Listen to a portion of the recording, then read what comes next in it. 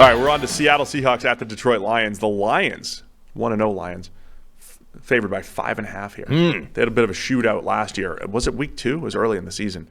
But Lions by 5.5 here. That's a bit of a surprise for me. Are the Lions that good? A lot of hype here, and Vegas buying into them being that much better than the Seahawks? Yeah, I mean, are they overreacting to either one of the week 1 games, or are they combining them both and just saying that's about 5.5 points? I mean, there was a lot of disappointing teams in week 1 at an extreme level. Of course, the Giants, right? I mean, the Steelers. The Seahawks have to be up there. Yeah. Just because of what we thought the Rams were. Now, at the same time, they ran into the Matthew Stafford buzzsaw. They ran into buzzsaw Matthew Stafford, who's like, there's the smallest window possible, and I'm just going to hit it perfectly because I just feel like that this week. So that's tough to hold against the Seahawks, but they couldn't get any pressure against the Rams. The offense, they didn't even throw down the field. They were playing from behind in the second half. They're not creating any big plays. All of the stuff that was supposed to be good for Seattle, or at least maybe better, wasn't there. And then Detroit, coming off a hard-fought win against Kansas City, they grinded out on the ground when they needed to late in the game. The defense makes a ton of plays. They were the beneficiaries of the drops, right? If we're going to talk about the drops being a negative for Kansas City, that's luck for Detroit as well. Mahomes is leading a game-winning drive or a go-ahead drive in the fourth quarter, and Tony drops a 20-yarder wide open. That's not the Lions. So there might be a little bit too much hype for Detroit with this line.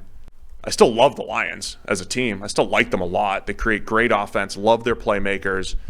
5.5 just feels like a lot, knowing what we thought we knew last week. It is a lot, but all of a sudden Detroit now looks like they have a major advantage in the trenches on both sides. That's true. Absolutely. Detroit's offensive line is fantastic when they have their starters out there.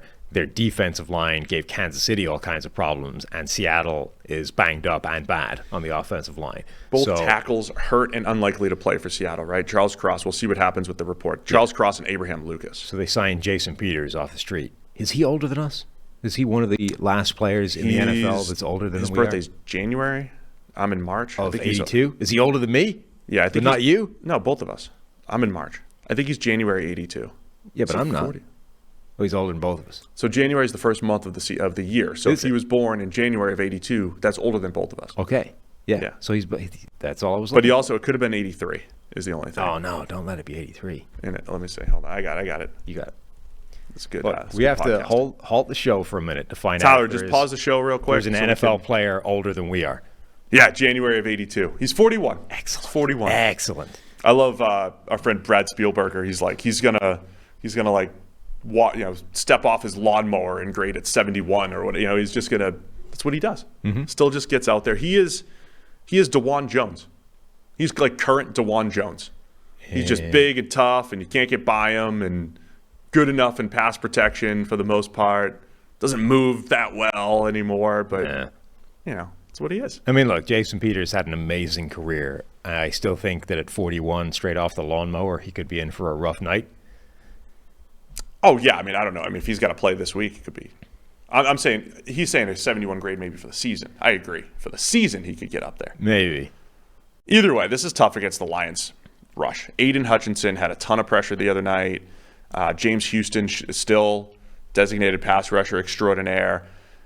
Lions are tough on both sides of the ball, as you said, in the trenches. Mm-hmm. And Seattle's just got – we talked about the Falcons and this multi-year issue with pass rush. That's Seattle, man. Yeah. None of the guys that they've tried to invest in, nobody's doing anything. So if they can't get pressure on Goff with the way Detroit schemes it up, it's going to be a challenge. And look, Geno Smith had 112 yards, 4.3 yards per attempt against the Rams defense, which – looked on paper like one of the worst defenses of NFL history, and Aaron Donald. You're talking me into why the line's 5.5 here. Yeah. But look, I mean, it's week 1. We know weird things happen in week 1, but though that was a concerning performance for Seattle. They were supposed to be a good team, headed to the playoffs. Their weaknesses that we knew existed were massively exposed, and weaknesses that we didn't think existed showed up. Like, if you can't put passing yardage, whatever about like running into Matthew Stafford playing the game of his life, like that's something you can't control. Matthew Stafford goes out there and just decides he's going to be him for that one game, firing like no-look bullets to Puka Nacua and various other guys. There's not much you can do about that generally. You can't really make that argument for the defense, though. Like, the Rams' defense still is a bad unit from a personnel standpoint with Aaron Donald in it, and you couldn't get anything done against that group. Every time I'm ready to overreact, though, I try to think of past situations. Last year, the Seahawks scored 17 points in Week 1. Granted, it was a win against the Broncos. Right. In Week 2, they got shut out by the Niners. So after 2 weeks... The Niners, though. It was the Niners, but still, it was like, oh, there's the real Geno. Oh, he completed 70% of his passes in Week 1, but there's the real Geno. He's the quarterback of a team that got shut out. And then, before you know it, they're dropping 36 on the Lions, and he's got 90-plus grades in 3 out of his next 5 games. And so let's if I'm going to give the Bengals a pass, because I've seen them bounce back before, I've seen Geno Smith and the Seahawks bounce back before. So I'm going to give them the benefit of the doubt. I'm concerned with a lot of things in Seattle. I like Detroit to win the game. I think Detroit's a better team. But 5.5 seems like a lot for me, so I'll take Seattle. Okay. I'm cover this. buying into Detroit hype. I'm going to take them to win and cover. You almost talked me into it, but...